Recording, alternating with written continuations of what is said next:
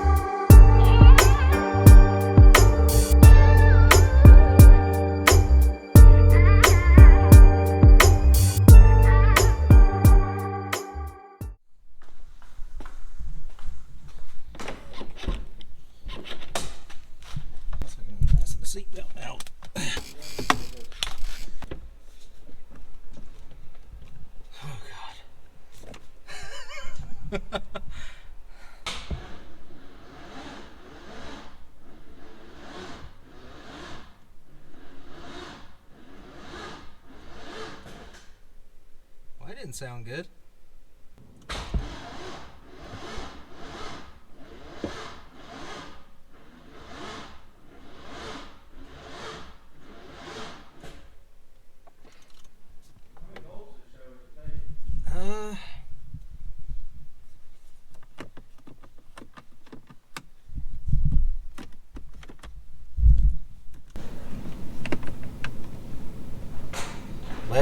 .5 over here.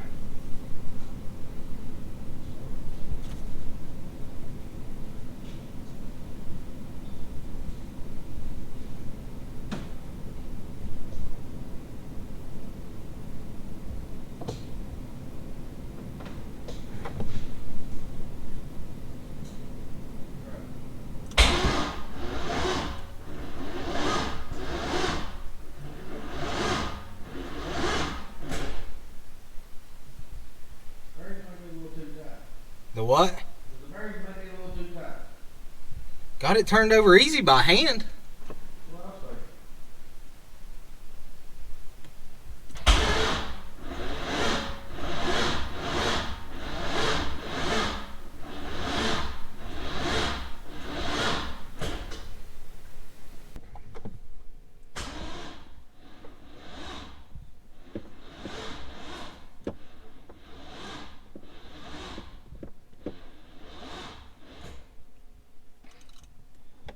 maybe not. All right, guys, so it's the next day. We're back down at the garage, and I cut off that part of the clip because as you heard, it didn't start. The engine sounds really, really tight, and I don't understand why, because everything was done completely to spec by me.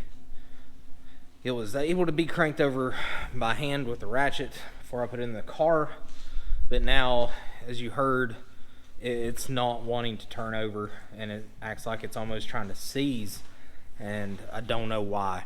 Now, I posted the question last night on one of the groups on Facebook, and they said it could be a ground issue where I painted the block with that brush-on lacquer stuff. It could be where the engine is just completely dry, where it sat for 4 months on the stand. So they give me a couple ideas that I'm going to do real quick just to see if it helps. It may not. The engine may be coming back out.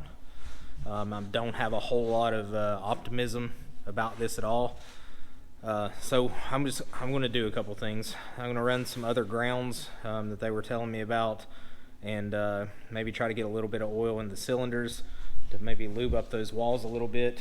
Because like I said, it was on the stand for 4 months with no plugs in it, so it could have got some flash rust on the cylinder walls, as they tend to do. So I don't know. So I'll check back in with you guys in a little bit. I don't want to film this part just because I am so aggravated about it. But hopefully, I don't know, hopefully we get some positive direction. I don't even know what to call it at this point. But I'll check in with you guys here in a minute. Alright guys, so it is about a week and a half after that last clip down in my buddy's garage. So if you'll notice, we're back in my garage. And something that's with me back in my garage is the C6. So Lucifer is back home. All of that earlier in this video was probably one of the most stressful things that I've went through in a while, just because of all of the unknown. Like I said, I built this engine by myself.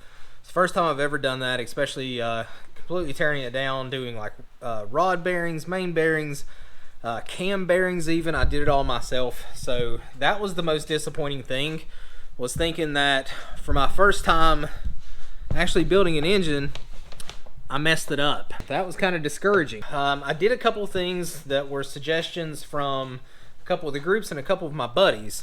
It was acting like the engine was incredibly tight. Like the bearing tolerances were just like so tight that the engine wouldn't turn over, and that's exactly what you guys heard in those attempted startups. One ran a couple extra grounds with some jumper cables.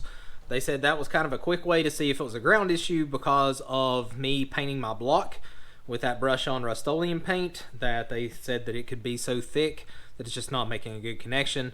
So I did that, and I also took a small funnel about this size, and I found an old oil dipstick, and I bent it and taped it to the bottom of this, and made it to where I could get just a very small amount of oil down in each one of the cylinders, just because where the engine had sat on the stand for so long, I do believe that it just kind of dried out, and I think that was maybe some part of the issue of it being so tight. There's just no lubrication for it.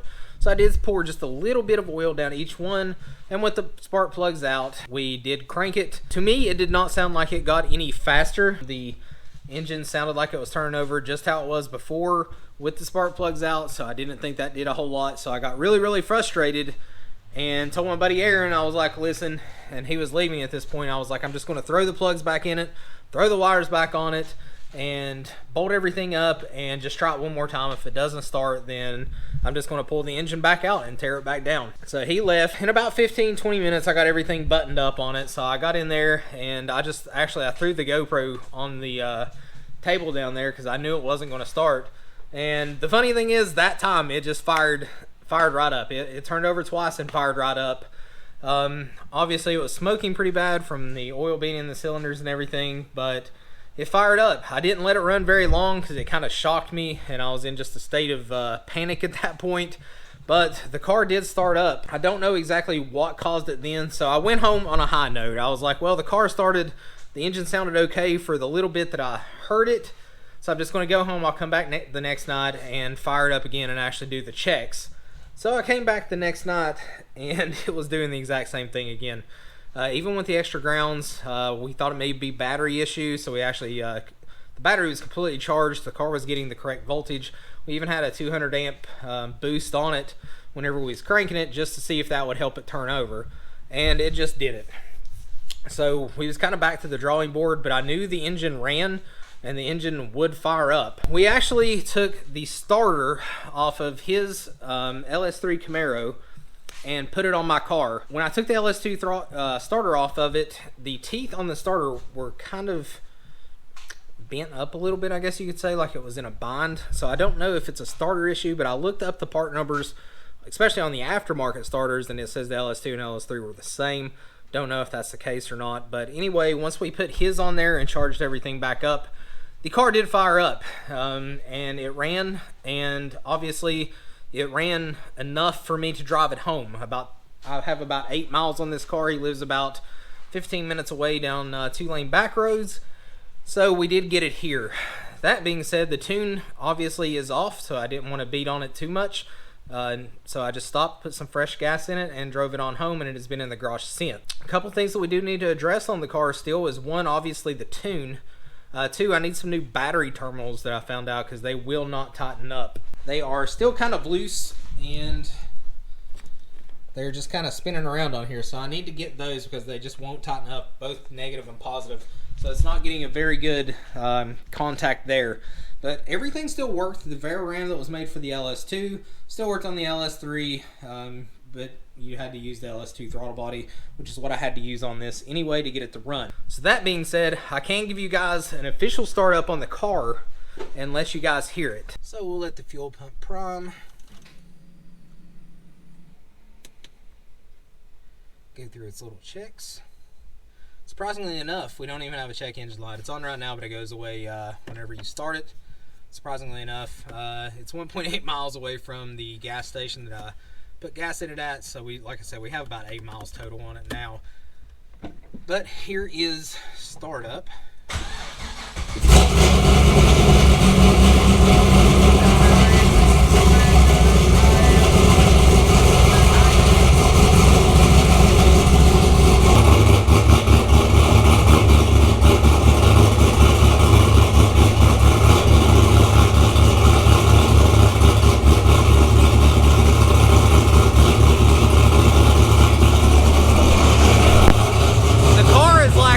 Definitely loud.